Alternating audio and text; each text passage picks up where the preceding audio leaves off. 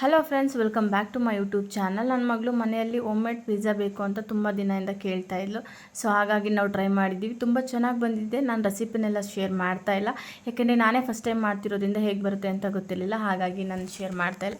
So ಹೇಗೆ ಬಂತು, ಮಕ್ಕಳೆಲ್ಲ ಹೇಗೆಲ್ಲ ಎಂಜಾಯ್ ಮಾಡಿದ್ರು ಅಂತ ನಾನು ಈ ಬ್ಲಾಗಲ್ಲಿ ಶೇರ್ ಮಾಡ್ತೀನಿ. ಫಸ್ಟ್ ನಾನಿಲ್ಲಿ ಬೇಸೆಲ್ಲ ರೆಡಿ ಮಾಡ್ಕೊಂಡಿದ್ದೀನಿ. ನೋಡ್ತಾ ಇರ್ಬೋದು, ಒಂದು ಕಡೆ ಆಲ್ರೆಡಿ ಬೇಯಕ್ಕೆ ಇಟ್ಟಿದ್ದೀನಿ ನಾನು. ಇನ್ನೂ ಒಂದು ಕಡೆ ಪ್ರದೀಪ್ ಹೆಲ್ಪ್ ಮಾಡ್ತಾ ಇದ್ದಾರೆ ನನಗೆ. ಅವರು ಕೂಡ ನನಗೆ ಹೆಲ್ಪ್ ಮಾಡ್ತೀನಿ ಅಂತ ಹೇಳಿದರು. ಅವರು ಫ್ರೀ ಇದ್ದ ಟೈಮಲ್ಲೇ ನಾನು ಇದನ್ನೆಲ್ಲ ಮಾಡೋಕ್ಕಾಗುತ್ತೆ, ಯಾಕಂದರೆ ಹೆಲ್ಪ್ ತೊಗೋಬೋದಲ್ಲ ಅಂತ ಹೇಳಿ.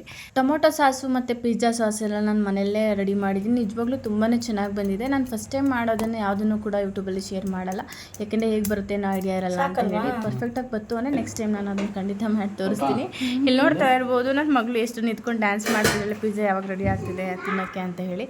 ಪ್ರದೀಪ್ ಕೂಡ ಬೇಯಿಸ್ತಾ ಇದ್ದಾರೆ. ನಾವಿಲ್ಲಿ ತವದಲ್ಲೇ ಟ್ರೈ ಪಿಜ್ಜಾ ತಿನ್ನಕ್ಕೆ ರೆಡಿನಾ ಅಂತ ಹೇಳಿ ಮೈಕ್ರೋವೇವ್ ಓವನಲ್ಲಿ ನಾವು ಟ್ರೈ ಮಾಡ್ತಾ ಇಲ್ಲ. ಸೊ ಬನ್ನಿ, ಹೇಗೆ ಬಂದಿರುತ್ತೆ, ಚೆನ್ನಾಗಿ ಬಂದಿದೆಯಾ, ಏನಾದರೂ ಫಾಲ್ಟ್ ಇದೆಯಾ, ಅದನ್ನೆಲ್ಲ ನಾನು ಕರೆಕ್ಟ್ ಮಾಡಿ ಇದನ್ನು ಕೂಡ ನಾನು ಸಪ್ರೇಟ್ ಬ್ಲಾಗಲ್ಲಿ ಪಿಜ್ಜಾ ಹೇಗೆ ಮಾಡೋದು ಅಂತ ಹೇಳಿ ನಾನು ತೋರಿಸ್ತೀನಿ. ತುಂಬ ಪರ್ಫೆಕ್ಟ್ ಆ್ಯಂಡ್ ತುಂಬ ಚೆನ್ನಾಗಿ ಬಂದಿದೆ ಪಿಜ್ಜಾ. ನೋಡ್ತಾ ಇರ್ಬೋದು ನೀವು ಎಷ್ಟು ಚೆನ್ನಾಗಿ ಬಂದಿದೆ ಅಂತ. ನಾನು ಯೂಶ್ವಲಿ ಪಿಜ್ಜಾ ಎಲ್ಲ ತಗೋತು ಅಂತ ಹೇಳಿದ್ರೆ ವೀಟ್ ಬೇಸ್ ಪಿಜ್ಜಾನೇ ತೊಗೊಳ್ಳೋದು. ಮೈದಾ ಬೇಸನ್ನು ನಾನು ಯಾವಾಗಲೂ ತೊಗೊಳ್ಳಲ್ಲ. ಸೊ ಹಾಗಾಗಿ ಇಲ್ಲೂ ಕೂಡ ನಾನು ವೀಟ್ ಬೇಸಿಂದ ಮಾಡೋಣ ಅಂತೇಳಿ ಟ್ರೈ ಮಾಡಿದ್ದೀನಿ.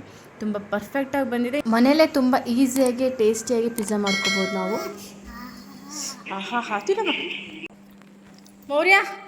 ಮೌರ್ಯ ಚೆನ್ನಾಗಿದೆಯಮ್ಮ?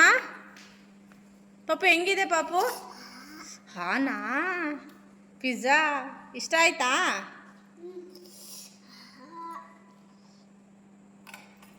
ಗೊಂಬೆ ಹೆಂಗಿದೆ?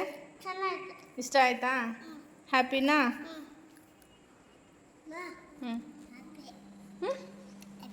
ಹ್ಯಾಪಿನಾ? ಇಷ್ಟ ಆಯ್ತಾ? ಹೆಂಗಿದೆ ಮಗನೆ? ಸೂಪರ್ಬು. ಇಲ್ಲಿ ಹೆಂಗೆ ಹೇಳು, ಮಮ್ಮಗೆ ಹೇಳು, ಹೆಂಗಿದೆ? ಸೂಪರ್ಬು. ಹೆಂಗಪ್ಪ ಹೆಂಗಿದೆ? ನನ್ನ ಮಗ ಏನೂ ಇಷ್ಟಪಡಲ್ಲ ತಿನ್ನೋದಕ್ಕೆ, ಎಲ್ಲ ಖಾರ ಅಂತಾನೆ. ಬಟ್ ಇವಾಗ ಎಂಜಾಯ್ ಮಾಡ್ಕೊಂಡು ತಿಂತಿರೋ ನಂಗೆ ನಿಜವಾಗ್ಲೂ ತುಂಬಾ ಖುಷಿ ಆಯಿತು. ನಮಗೆ ಇನ್ನೂ ಸ್ವಲ್ಪ ಖಾರ ಬೇಕು ಅಂತ ಅನ್ನಿಸ್ತು, ಬಟ್ ಮಕ್ಳಿಗೋಸ್ಕರ ಖಾರ ಕಡಿಮೆನೇ ಮಾಡಿದ್ದೆ ನಾನಿಲ್ಲಿ. ಹೆಂಗಿದೆ? ಚೆನ್ನಾಗಿದೆಯಾ? ಇಷ್ಟ ಆಯ್ತಾ?